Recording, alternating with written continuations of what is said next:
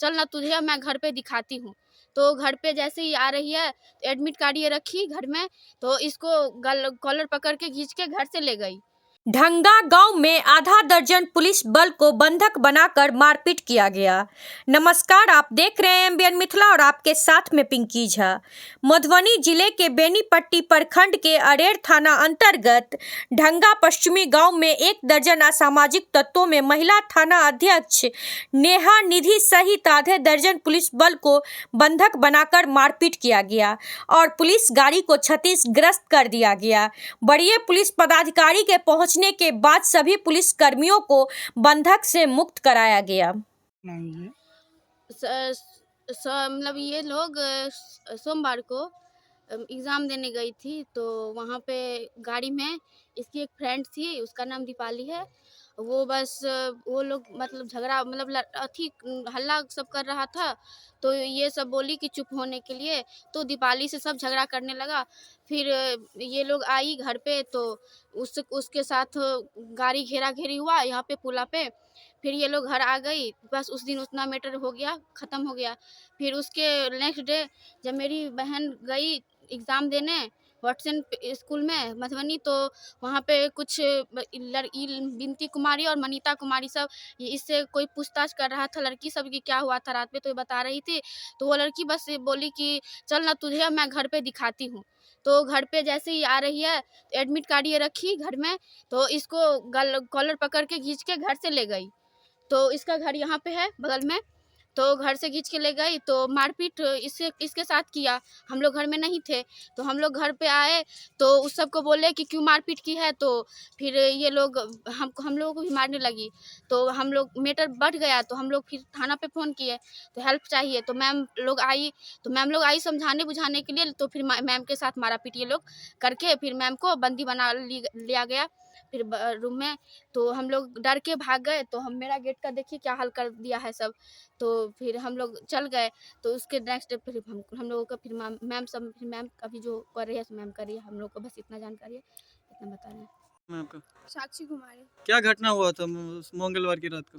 मंगलवार की रात को हुआ था कि स्कूल में बिनती कुमारी मुझसे बहस की, और जब मैं घर पे आई एडमिट कार्ड रखी घर में, और घर से जैसे ही मंदिर जाने के लिए निकली मेरे घर पे कोई नहीं थी, तो बिनती कुमारी मुझे एकदम खींच के ले गई। उसकी फैमिली, उसकी दादी, उसकी मम्मी और जितना टोल समाज का आदमी है, बहुत आदमी सब, मनीता की मम्मी सब मुझे एकदम से मारने लगी। मुझे बहुत मारी है, पूरा एकदम मेरा हाथ नहीं उठ रहा है, बहुत ज़्यादा दर्द चोट लगा है, और मैं अकेले थी इसलिए सब मिलके मुझे लगभग 20-25 आदमी से मुझे बहुत मारा गया। आपके साथ ऐसा क्यों किया वो लोग? ऐसा क्यों किया कि उस सबको मुझसे, हम लोगों से बहुत पुराना दुश्मनी था। हम लोग यहाँ पे जब से घर बनाया झगड़ा नहीं था, मेन कारण झगड़ा था, ये झगड़ा नहीं था। ये बार-बार ऐसे हम लोग के साथ बहुत बार हुआ है।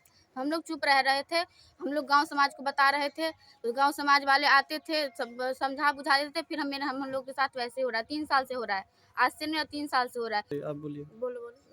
एक दिन पहले मनीता दीपाली मेरी दोस्त है, दीपाली कुमारी, और हम लोग ऑटो में आ रहे थे। मनीता लोग बहुत हल्ला कर रही थी पीछे में बैठ के, तो मेरी दोस्त दीपाली बोली कि तुम लोग हल्ला मत करो, मेरा सर दर्द कर रहा है, और इसी पे थोड़ा बहस हुआ। फिर कल मनीता लोग कलवाही से ऑटो से उतर के, 3 लड़की थी वो लोग, और रोते रोते घर तक आए। फिर उसका भाई और 3 लड़का और था, जो पुलवा पे हम लोग का गाड़ी घेर लिया, और वहाँ तक मैटर क्लोज हो गया। फिर अगले दिन स्कूल जब मैं गई, मेरी दोस्त लोग पूछ रही थी कि कल क्या हुआ, क्यों तुम लोग का गाड़ी घेरा गया पुलवा पे।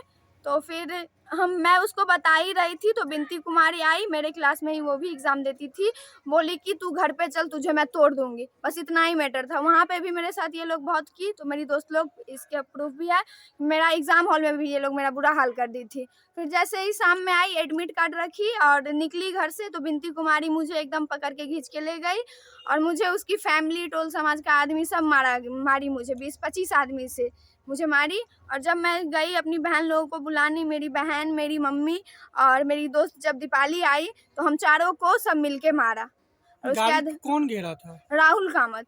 कौन है राहुल कामत? मनीता कामत का भाई है। और जब मैम को हम लोग कॉल किए, मैडम आई और मैडम मुझसे पूछताछ की। मुझे बहुत ज़्यादा मारा गया है, मेरा अभी भी दवाई चल रहा है। और जब मुझे मारा गया और मैडम आई, तो मैडम जैसे ही राहुल को पकड़ी, तो मैडम को सब मारने लगा, गाड़ी वाड़ी तोड़ दिया, मैडम को बंदी बना लिया गया, मैडम को भी बहुत मारा है। आपके साथ मारपीट का कोई पुरानी दुश्मनी? कोई नहीं, विवाद? कुछ नहीं था, पुराना दुश्मनी कोई था तो विवाद? फैमिली से था, मेरे साथ कुछ नहीं था।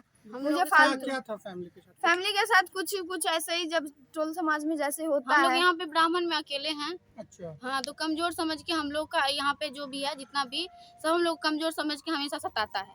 क्या नाम है पापा? पापा का पशुपति नाथ मिश्रा नाम हुआ। एक लड़की रोते हुए फ़ोन की थी मेरे सरकारी नंबर पे, तो मैं गई देखने के लिए, घटना ये सत्यापन करने के लिए।